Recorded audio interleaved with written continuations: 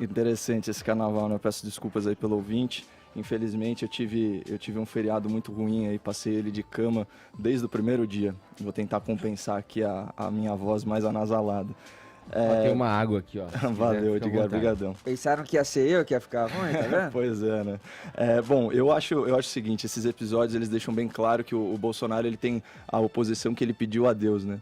No plano internacional você tem um ditador bolivariano, no plano doméstico a principal figura da oposição está encarcerada por ter cometido crime de corrupção e lavagem de dinheiro. No plano popular, você tem aí o que a gente está vendo como a resistência da purpurina, né?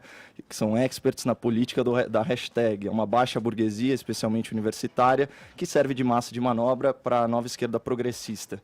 E no plano artístico, além da máfia do Dendê, para usar a expressão clássica aí do Lobão, você tem agora o exército da Rouanet, que é uma elite milionária, né, formada por artistas que se encaixam muito naquele estereótipo de socialista de iPhone e que tinha acesso... Desculpa, a máfia do Dendê do Por Tonholi. favor, é do Cláudio Tonholi. Fazer justiça aqui, porque isso aí tá na cara dos amigos. Eu e as minhas imprecisões. Eu dei com exclusividade essa matéria. Eu encontrei o Tonholi esses dias aí vagando pelos jardins. Vai pegar você. Foi um prazerzaço. Desculpa, Tonholi. Olha só, mas enfim, fica aí um salve pro Tonholi e pro Lobão, obrigado por me corrigirem.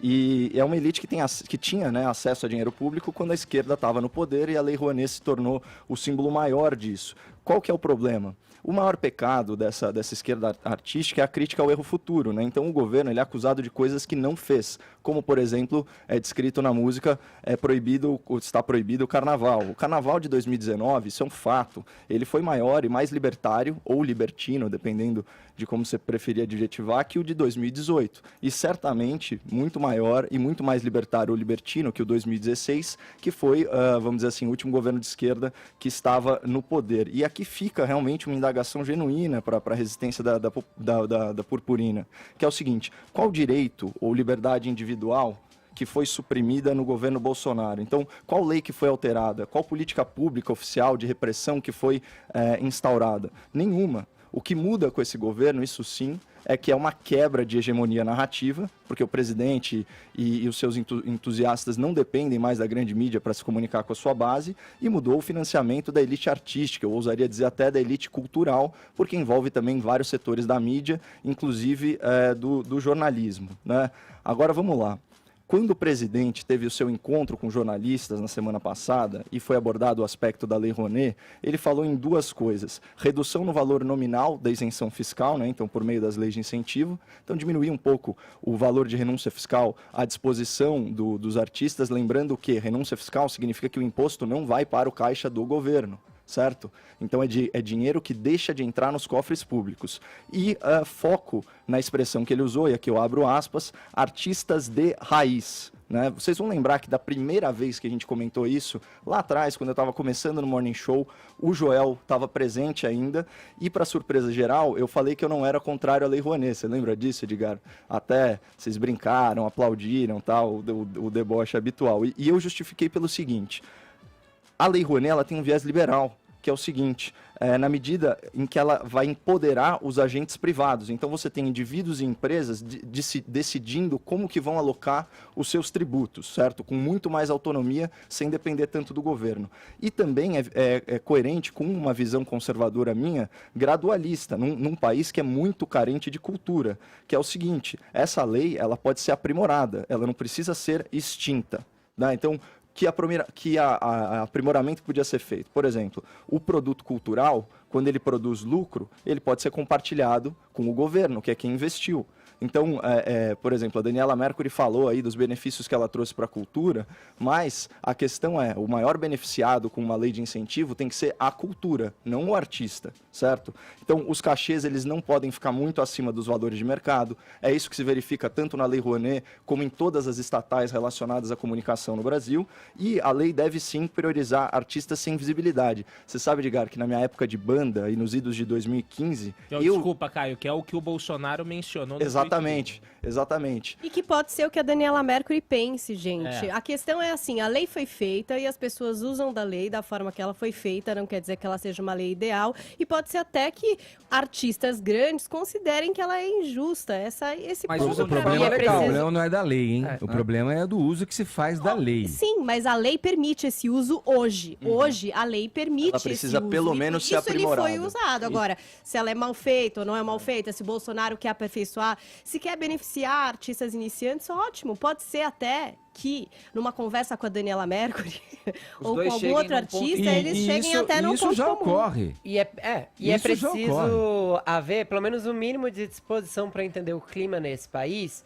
para poder não levar ao pé da letra a marchinha, né, gente? É obviamente uma marchinha que tá fazendo ironia sobre o clima de tensão que tá acontecendo com o país. Não é uma marchinha que está dizendo que o carnaval vai ser proibido, porque se proibir o carnaval, aí sim a gente tem guerra civil nesse país, que é a única coisa que importa, aparentemente para os outros. Mas a gente tem como exemplo, por exemplo, se eu não me engano, em Tocantins, a prefeita de Palmas não tinha liberado o alvará para nenhum bloco até a quinta-feira, até a véspera. Tava correndo o risco de não haver carnaval lá, por exemplo. Então, assim, ok, oficialmente não se proibiu o carnaval, mas sim, o clima de moralismo e controle sobre a festa alheia estava rolando. O importante é que a gente não ficar alimentando alguns estereótipos. Por exemplo, a surpresa de vocês, quando eu disse que eu não era contrário à Lei Rouanet, mostra isso. Fala, a direita é contra a cultura e tal. A direita ela vai ser sempre contra abusos do poder, né? Isso está no DNA do conservadorismo, né? E do liberalismo clássico. Inclusive, eu já fui, olha só, nos meus tempos de banda, Edgar, eu já fui proponente de um projeto cultural. Não foi via Lei Rouanet, foi via PROAC, né? Que é o Programa de Ação Cultural do Estado de São Paulo. Então, é um fomento à cultura por meio de renúncia fiscal, de isenção fiscal, com base no ICMS. Mas olha a diferença. Naquela época, eu gravava num estúdio lá na Teodoro Sampaio, né? Que era o Espaço Som. E eu via como era difícil, não só para as bandas novas que iam gravar lá, mas também para o próprio estúdio conseguir se manter. E eu acabei ficando muito amigo desse pessoal. Eu gravei mais de 20 músicas por lá, acabei pegando o feeling de como que você faz uma demo, né? E aí eu inscrevi um projeto chamado 100 Demos, que era para quê? Para incentivar a música autoral. Então a ideia era pegar 50 bandas, cada banda produzir 2 demos, todas as bandas tinham que ser independentes, sem contrato com gravadora, para quê? Para elas terem um material para poderem apresentar em casa de show, em gravadora, em rádios, inclusive rádios comunitárias e tal. Isso incluía uma plataforma online para fazer uma votação, né, de quais bandas que eram melhores e tal, e um festival de bandas novas no final desse processo. E, poxa, foi um projeto super legal. A gente fez todo o trâmite burocrático, só que demorou muito para aprovação. E quando ele foi aprovado, eu estava saindo em turnê. O cara que era o produtor musical, que é um grande nome, que é o Wagner Bernardes, também estava com outros compromissos e acabou caducando. A gente não captou. Mas era um projeto, só para vocês terem uma ideia, de menos de 250 mil reais, que beneficiaria 50 bandas, né? Que teve as contas aprovadas de cara e que genuinamente queria incentivar novos artistas. Isso não tem absolutamente nada a ver, né, com, por exemplo, o que o Qual era a professor... contrapartida? A contrapartida era dar acesso a todas essas bandas vamos dizer assim, a um material de qualidade para divulgar o seu trabalho, e as músicas, por definição, tinham que ser, vamos dizer assim, disponibilizadas sem nenhum custo nas plataformas, fora que os ingressos eram 100% gratuitos e por aí vai, né? Agora, Então, assim, só para também deixar bem claro que isso daqui é uma iniciativa, é um caso particular meu, né, da minha vida, que era importante para mim na época, porque realmente aqui no Brasil, se você não faz funk ou sertanejo, você tem uma vida muito, muito dura.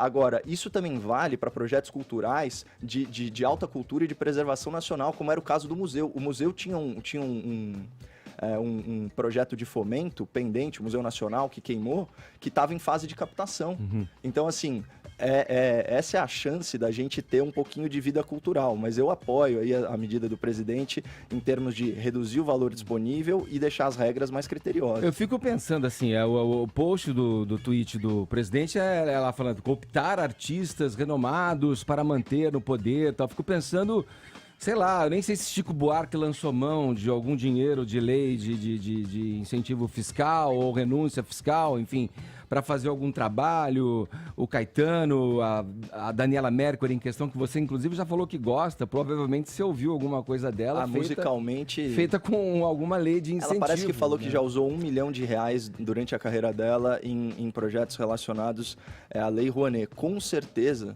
o patrimônio dela, Edgar, excede muito R$1 milhão. Então a gente está aí diante daquele caso que eu critiquei, né? Quem que está ganhando mais aqui, a cultura ou o artista? Será que ela não poderia autofinanciar esses projetos? Será que